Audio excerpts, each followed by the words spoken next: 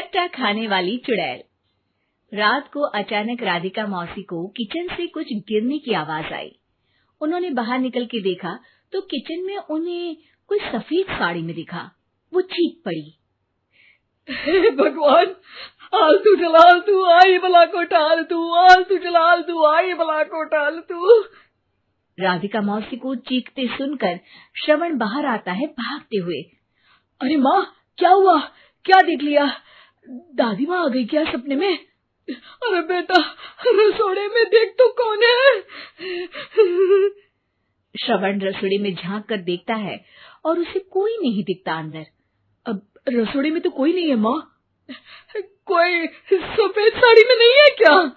नहीं माँ, कोई भी नहीं है। चिल्लम चिल्ली की आवाज सुनकर काजल भी वहां आ जाती है। अब क्या हो गया माँ जी? अरे बेटा, रसोड़े में एक चुड़ैल थी सफेद साड़ी में। अरे क्या कर रही थी वो अंदर?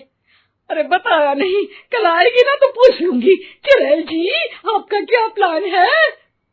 माँ जी, रात बहुत हो गई है, आपने कोई बुरा सपना देखा होगा, चलिए सो जाइए। राधिका मौसी सोने तो चली जाती है, पर उनको रात भर नींद ही नहीं आती। वो कुछ भी उलझुल बातें सोचने लगती है। कहीं चुड़ैल की वजह से तो घर में टेंशन नहीं हो रहा, कहीं उसी की वजह से तो वो दादी नहीं बन पा रही। सुबह जब राधिका मौसी रसोड़े में छानबीन करती है तो पाती है कि नींबू का अचार गायब है। चुड़ैल नींबू का अचार ले गई? मुझे तो ठीक नहीं लग रहा कुछ। चुड़ैल को भी पता है कि जिंदगी का असली मजा तो खट्टे में ही है। राधिका मौसी झट से श्रवण को फोन कर देती है। बेटा, मुझे समस्या समझ में आ गई है, हमें एक तांत्रिक की जरूरत है। अरे क्या बोल रही हो माँ, तांत्रिक की क्या जरूरत है? आप पूजा पाठ तो कर ही रही हो ना। आलतू जलालतू मंत्र सारे फालतू जैसे कुछ मंत्र पढ़ो, चली जाएगी अपने आप चुड़ैल। अरे नहीं बेटा, कभी चुड़ैल को कम नहीं समझते। अरे तुझे पता भी नहीं चलेगा कि कभी वो छल करके काजल की जगह घर की बहू खुद बन जाएगी। क्या माँ, कुछ भी बोल रही हो? कहाँ काजल और कहाँ चुड़ैल? वैसे एक बात बताओ, काजल को अगर गाने के लिए बोल देना तो चुड़ैल काजल की आवाज सुनकर घर तो क्या धरती लोग छोड़कर चली जाएगी। तुम ना पढ़े लिखे बच्चे हर चीज को मजाक समझते हो। तुम रहने दो, मैं खुद ही तांत्रिक को बुला लेती हूँ। अच्छा सुन, शाम को इमली लेके आना। क्या है कि चटनी खाए बहुत दिन हो गए है ना? नहीं माँ, इमली तांत्रिक से ही मंगवा लो ना, आटा वगैरह भी उसी से पिसवा लेना। देखो मुझे काम करना है। श्रवण रात को कई तरह की सब्जियों के साथ माँ के कहने पे चटनी के लिए इमली भी ले आया था, लेकिन राधिका मौसी के दिमाग में अलग ही फिल्म चल रही थी। उन्हें अब सिर्फ शक ही नहीं यकीन होने लगा था कि शायद चुड़ैल ने श्रवण पर अपना जाल बिछा दिया था, जिस वजह से श्रवण उनकी बात ही नहीं मान रहा था। पर कोई नहीं, आने वाली रात में राधिका मौसी खुद तैयार हो गई चुड़ैल को पकड़ने के लिए। रुद्राक्ष की माला, तुलसी का पत्ता, हनुमान चालीसा सब हाथ के पास ही था, बस चुड़ैल का इंतजार था।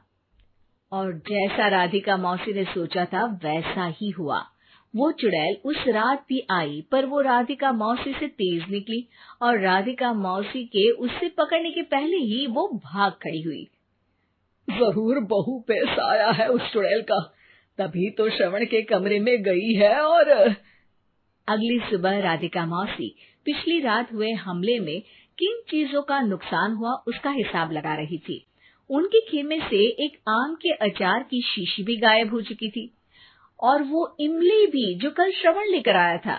राधिका मौसी इस बारे में सोच ही रही थी कि श्रवण जल्दी से रसोड़े में आकर दवाइयों की पोटली ढूंढने लगता है। अरे बेटा, क्या हो गया? अब माँ, वो काजल की तबीयत खराब है, बहुत घबराहट हो रही है उसे। हे भगवान, मैंने पहले ही कहा था कि तांत्रिक को बुला लेते हैं, पर नहीं। अब देखो, उस चुड़ैल ने काजल को अपने वश में करना शुरू भी कर दिया है।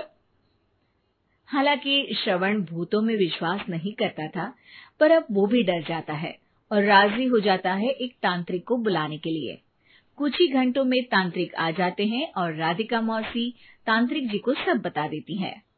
घोर संकट, घनघोर संकट, चुड़ैल को मारू जोर चाकट, ओम भट स्वाहा खटखा के आहा।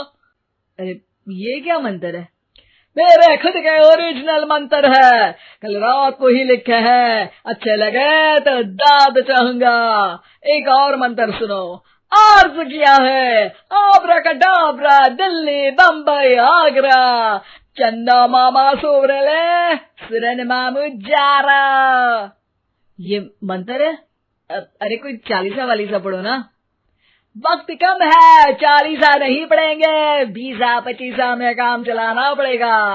अलग निरंजन जाके लंदन, मुफ्त का मंजान घिस मेरे नंदन। अरे जल्दी करो तांत्रिक जी, जल्दी करो।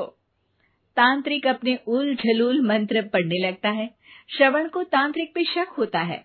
वो अपने एक डॉक्टर दोस्त को कॉल कर देता है ताकि कोई अनहोनी हो तो इमरजेंसी में चीजें मैनेज हो जाए।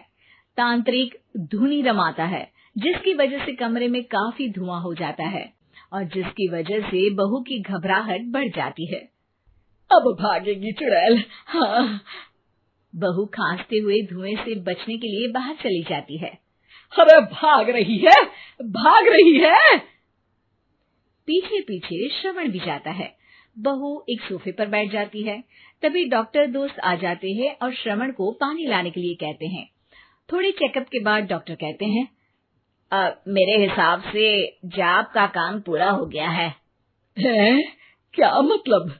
अरे कुछ भी नहीं माँ, कोई चुड़ैल नहीं है, खुशखबरी है, अब दादी बनने वाली है। मगर वो सब अचार के डब्बे। श्रवण दोनों अचार के डब्बे अपनी माँ को दिखाता है, जो कि उनके बिस्तर के नीचे छुपे हुए थे। आपने सही बोला था माँ, वो चुड़ैल काजल ही थी जो खट्टा खा रही थी। हमें कल ही पता चला, पर हमने आपको ये तांत्रिक वाला काम करने दिया ताकि आपको भरोसा हो जाए कि भूत वगैरह कुछ होता ही नहीं। अच्छा, ये तो बड़ी खुशी की बात है, पर बेटा मुझे एक झाड़ू तो ला दे। क्यों माँ?